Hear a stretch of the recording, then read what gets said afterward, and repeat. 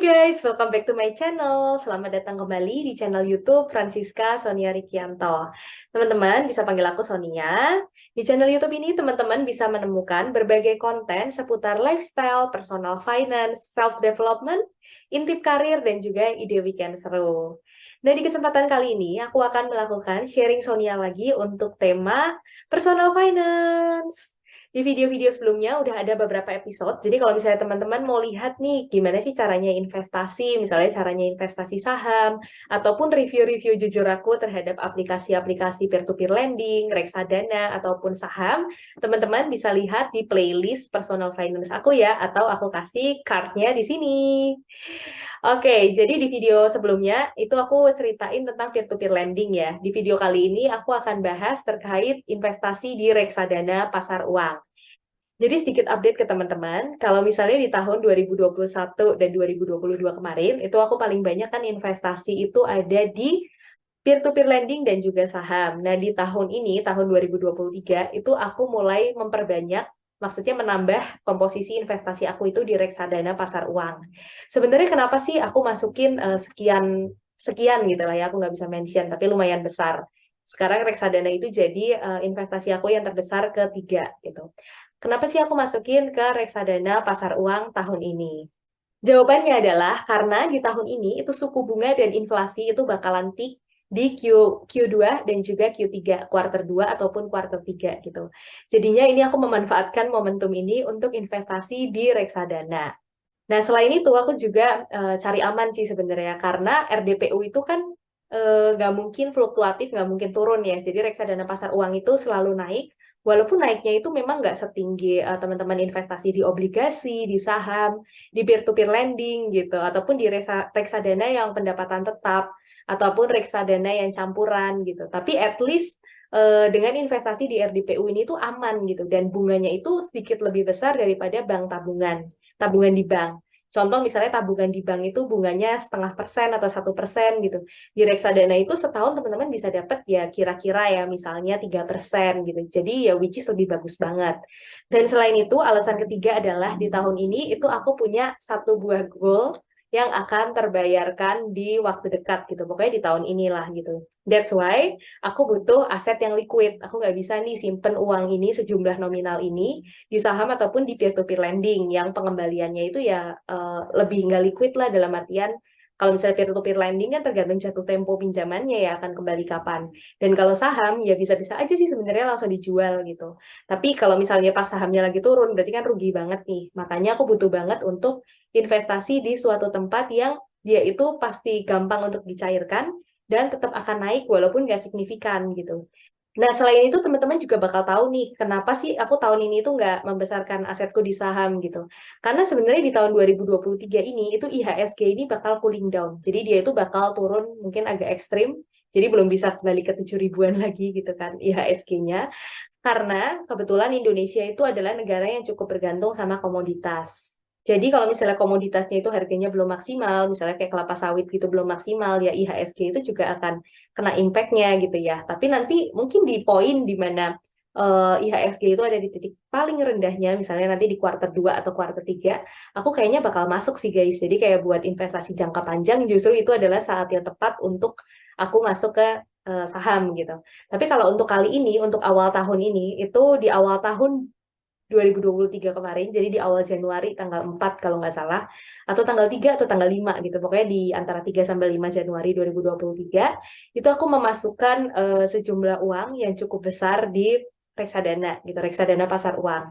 Dan hari ini, per video ini direkam tanggal hari Sabtu, tanggal 4 Februari 2023, investasi aku itu udah mulai berbuah. Jadi selama 1 bulan, itu mendapatkan return 0,3% yang di reksadana ya. Aku sekarang mau share ke teman-teman, aku itu investasi di reksadana pasar uang yang mana aja. For your information juga, kalau untuk investasi reksadana, itu aku pakai di aplikasi Ajaib Sekuritas. Video ini bukan video endorse dari Ajaib Sekuritas, karena memang aku itu ngelakuin review jujur aja gitu. Jadi aku nggak dibayar sama Ajaib untuk saat ini. Dan aku itu juga investasi saham di sini sih guys. Selain untuk investasi di reksadana, Ajaib Sekuritas ini juga bisa teman-teman pakai untuk investasi di saham. Jadi ada dua fungsi. Nah, oke, sekarang aku mau jelasin aku investasi itu di reksadana apa aja. Pertama, itu aku investasinya di Ciptadana Cash namanya. Ciptadana Cash ini selama 1 bulan udah naik 0,41%. Lumayan lah ya, kalau misalnya modalnya besar itu sebenarnya berasa sih guys, kalau misalnya uangnya naik gitu ya. Terus yang kedua, itu aku juga investasi di Dana Reksa Seruni Pasar Uang 3. Terus yang ketiga, itu aku juga investasi di Indo Premier Pasar Uang 2. Nama reksadananya ya guys, punyanya Indo Premier Investment. Terus yang keempat, itu aku juga investasi di Maybank Dana Pasar Uang, punyanya Maybank Sekuritas. Dan yang kelima, itu aku juga investasi di Reksadana Majoris Pasar Uang Indonesia. Kenapa sih sebenarnya aku split gitu ke 5 jenis reksadana yang berbeda gitu? Kenapa nggak satu aja sih Kak? Kan ribet gitu ngurusin 5. Ya sebenarnya sih karena aku nggak ngurusin juga ya, jadi kayak ya sama aja gitu. Tapi lebih ke kalau aku itu selalu menerapkan prinsip diversifikasi ketika aku berinvestasi. Jadi ketika performa dari suatu aset atau misalnya performa dari suatu reksadana itu kurang baik, ya reksadana yang lain itu siapa tahu bisa menutup gitu loh. Dia menghasilkan return yang lebih bagus, sedikit lebih bagus misalnya gitu. Jadinya ya why not gitu aku sebarin aja. Dan kalau untuk return yang aku dapatkan, untuk di Ciptadana Cash itu 0,41% dalam 1 bulan. Jadi kalau misalnya 1 tahun ya mungkin bisa sekitar 4,5, 4,8% lah ya kenaikannya. Terus yang kedua itu Indo Premier Pasar Uang 2 itu udah naik 0,35%. Jadi kalau misalnya setahun ya berarti bisa dapatnya itu 4% gitu lah ya, 4% dalam setahun bunganya. Terus kalau untuk Maybank itu naiknya cuma 0,29%, jadi dia sedikit di bawah yang lain-lain tadi yang aku sebutin. Tapi ya masih tetap besar lah ya, 0,3, 0,29 misal kali 12 gitu masih bisa dapat sekitar 3,4, 3,5%. Terus reksadana majoris pasar uang itu aku dapat returnnya 0,37% dalam 1 bulan. Berarti kalau 1 tahun itu di kisaran 4,2%. Dan di dana seroni pasar uang 3 itu dapatnya juga 0,35%. Jadi untuk performa reksadana pasar uang yang aku punya, itu secara rata-rata total returnnya dalam 1 bulan persis, itu adalah 0,35%. Dan jika disetahunkan ya mungkin di kisaran 4% lah ya gitu. Jadinya itulah investasi reksadana yang aku lakukan. Terus teman-teman pasti bertanya juga, sebenarnya reksadana pasar uang itu isinya apa aja sih? Nah, untuk investasi di reksadana pasar uang itu teman-teman bisa buka aplikasinya, terus teman-teman klik aja nih. Jadi teman-teman itu bisa lihat, oh misalnya Ciptadana Cash gitu. Ciptadana Cash ini komposisi reksadananya itu apa aja sih gitu. Dia itu jelasin. Jadi di sini itu dia jelasin komposisinya itu asetnya terdiri dari money market atau pasar uang aja.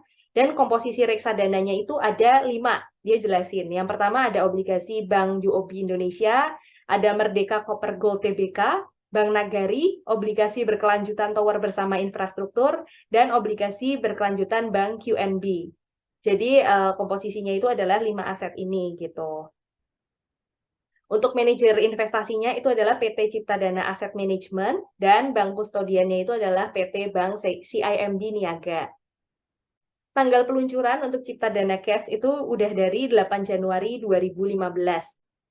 Tipe reksadananya pasar uang tentu saja, dan tingkat risikonya itu termasuk yang rendah. Dan di aplikasi-aplikasi investasi reksadana itu juga dijelasin ini teman-teman. Ada yang namanya biaya beli dan jual. Kalau dengan Ajaib Sekuritas itu di sini tulisannya 0,0% dengan Ajaib. Dan untuk biaya manajemennya, nah, biaya manajemen itu di sini definisinya adalah biaya untuk mengelola dana dari investor reksadana. Biaya ini tidak dibebankan langsung ke investor, melainkan dipotong dari NAB yang terhitung dalam periode 1 tahun. NAB itu adalah, jadi di sini itu ada definisi juga, NAB per unit, itu adalah AUM dibagi jumlah unit penyertaan reksadana yang beredar. Hasilnya adalah harga satuan produk reksadana. Dan nilainya ini bisa berfluktuasi setiap hari kerja bursa. Sering juga dianggap sebagai NAB. Jadi NAB ini tadi kan ada definisinya itu AUM dibagi jumlah unit penyertaan reksadana. Buat teman-teman yang belum tahu, kalau AUM itu definisinya adalah total dana yang terkumpul di reksadana ini. Jadi AUM ini diambil dari NAB atau nilai aktiva bersih. NAB itu nilai aktiva bersih dengan rumus total aset reksadana dikurangi kewajiban. Jadi total aset dikurangi kewajiban Seperti kewajibannya ini terdiri dari biaya kustodi, pajak, dan lainnya. Dan sering juga dianggap sebagai AUM. AUM itu adalah singkatannya adalah Asset Under Management, yaitu jumlah total aset suatu manajer investasi. Bingung nggak? Atau tambah nggak bingung? Oke, misalnya bingung ya udahlah, berarti teman-teman nggak usah pikirin karena ini juga nggak terlalu penting gitu. Tapi yang perlu teman-teman tahu adalah biaya manajemennya kalau untuk cipta dana cash ini adalah 1%. Jadi nanti akan dibebankan ke teman-teman gitu ya.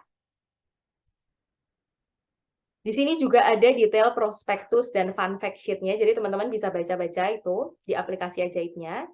Terus kita masuk ke reksadana yang kedua, itu ada dana reksa seruni pasar uang. Kita sekarang mau lihat komponennya itu terdiri dari apa aja.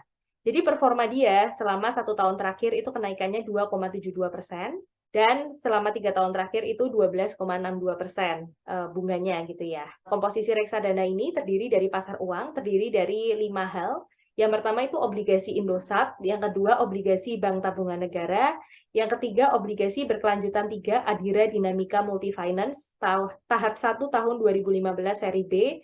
Terus yang keempat itu obligasi berkelanjutan Indah Kiat Pulp and Paper atau INKP, dan yang kelima itu Angkasa Pura 1.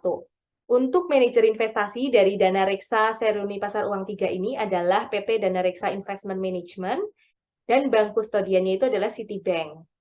Untuk tingkat risikonya itu rendah, tipe reksadananya pasar uang, tanggal peluncuran reksadana ini itu di 16 Februari 2010. Jadi udah lebih lama sedikit daripada yang tadi.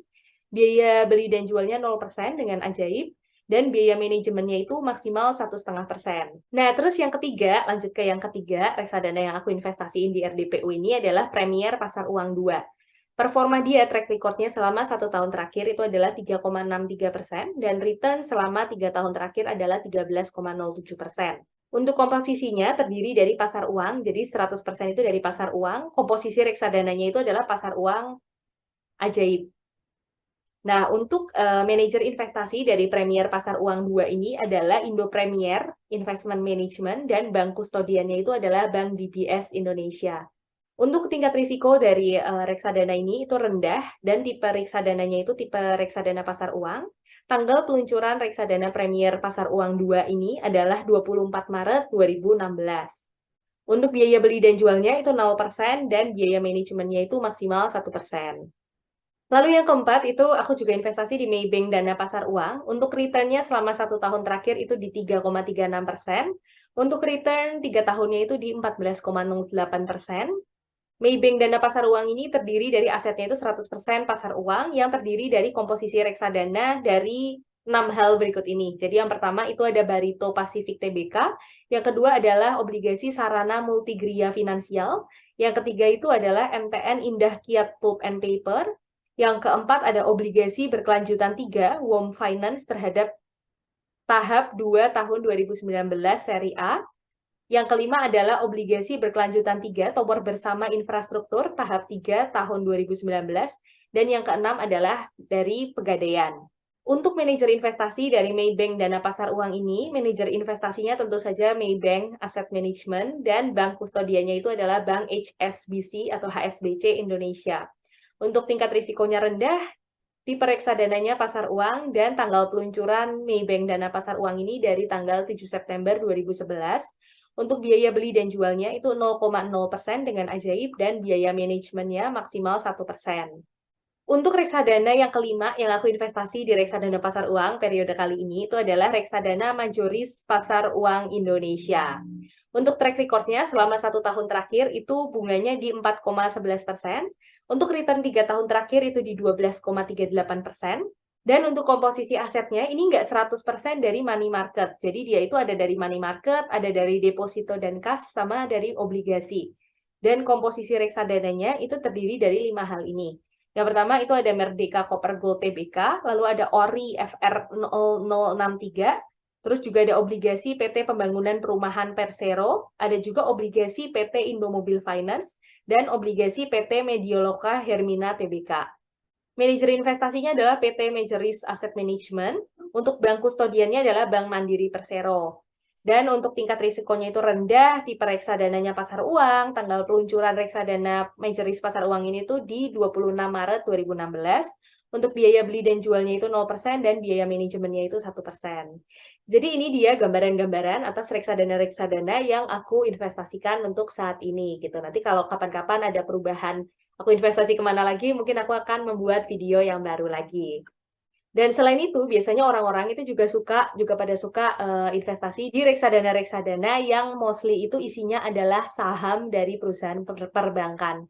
Ini aku juga lagi liatin, jadi ada reksadana indeks BNP Paribas Sri Kehati, sama satunya lagi itu adalah reksadana indeks Allianz Sri Kehati Index Fund. Jadi mungkin kapan-kapan kalau misalnya aku punya uang lagi yang mau aku pakai dalam jangka waktu dekat gitu biar liquid, aku mungkin akan masukkan ke dua jenis reksadana ini. I think that's all guys untuk ceritaku tentang investasi di reksadana pasar uang. Jadi kesimpulannya adalah untuk investasi di reksadana pasar uang saat ini tuh bunganya di sekitar 3,5 sampai 4%-an. Jadi lumayan banget ya, yang jauh di atas bunga tabungan bank. Jadi uang kalian daripada ditabungin aja gitu di bank, mendingan dimasukin ke reksadana pasar uang sih menurut aku. Jadi itu aja sih tips investasi yang bisa aku bagiin ke teman-teman. Jangan lupa di-subscribe buat teman-teman yang belum subscribe. Jangan lupa di-share video ini ke teman-teman ataupun keluarga kalian yang membutuhkan informasi dari video ini. Dan stay tune di video-video selanjutnya. Thank you guys for watching. Stay happy, stay healthy, and stay humble. Thank you.